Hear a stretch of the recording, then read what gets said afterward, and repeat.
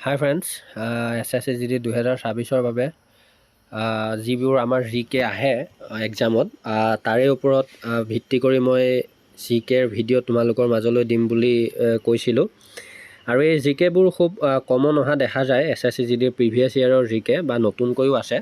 তোমালোকে এই ভিডিঅ'কেইটা চাবা আৰু ডেইলি বেচিছত দিবলৈ চেষ্টা কৰিম। খুব লং ভিডিঅ' নহয়, কিন্তু এইকেইটা খুব ইম্পৰ্টেণ্ট GK হ'ব। চ' ষ্টাৰ্ট কৰিছোঁ, তোমালোকে চোৱা, মই পঢ়ি যাম, তোমালোকে চাবা। प्रथम क्वेश्चन तो हल 1951-1990 के दौरान कितनी पंचवर्षीय योजनाएं लागू की गई थी? 7 माने 1951 চনৰ পৰা 1990 ভিতৰত 7খন पंचवर्षीय योजना लागू হৈছিলে। তাৰপিছত निम्नलिखित में से किस नर्तक ने 2018 में छौ नृत्य के लिए संगीत नाटक अकादमी पुरस्कार जीता? তপন কুমাৰ পটনায়ক। এইটো তোমালোকে সুন্দৰকৈ চাই ল'ব পাৰিবা।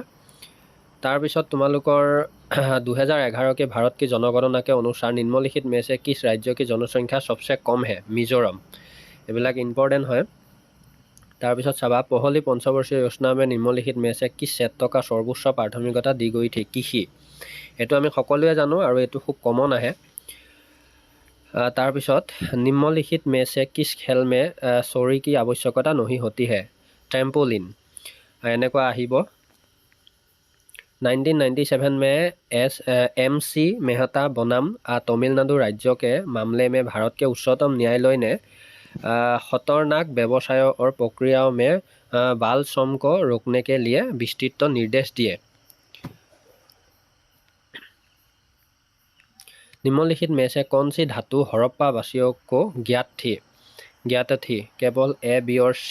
A कॉपर, कांस्य, गोल्ड। निम्नलिखित में से कौन सा भारत का पहला जैवमंडल आरक्षित क्षेत्र है? नीलगिरी। भारत में राष्ट्रीय खेल दिवस मनाया जाता है 29 अगस्त। वास्तविक राष्ट्रीय आय में वृद्धि होती है जब अर्थव्यवस्था में कुल उत्पादन बढ़ता है। पुस्तक गुलामगिरी किसने लिखी थी? ज्योतिराव फुले। गांधी इरविन समझौता भारत के किस आंदोलन से जुड़ा था? सविनय अवज्ञा।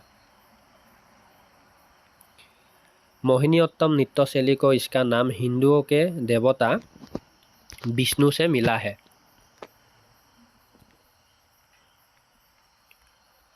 असहयोग आंदोलन और खिलाफत आंदोलन के संबंध में निम्नलिखित में से कौन सा कथन सत्य है? इनमें से सभी। 1919 में अमृतसर के जलियांवाला बाग का नरसंहार असहयोग आंदोलन की शुरुआत के प्रमुख कारण में से एक था। चौरी चौरा की घटना के कारण महात्मा गांधी ने 12 फरवरी 1922 को असहयोग आंदोलन को रद्द कर दिया था। खिलाफत नेता भी गांधी के असहयोग आंदोलन में शामिल हुए। तारपा नृत्य एक लोकनृत्य है दादर और Nagar Haveli. Sultan Azlan Shah cup किस खेल से संबंधित है? हॉकी। 2 बार भारत के कार्यवाहक प्रधानमंत्री के रूप में कार्य करने वाले एकमात्र व्यक्ति कौन थे? GL नंदा।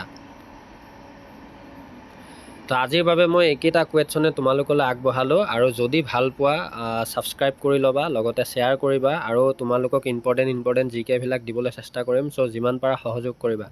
ধন্যবাদ। জয় আই অসম।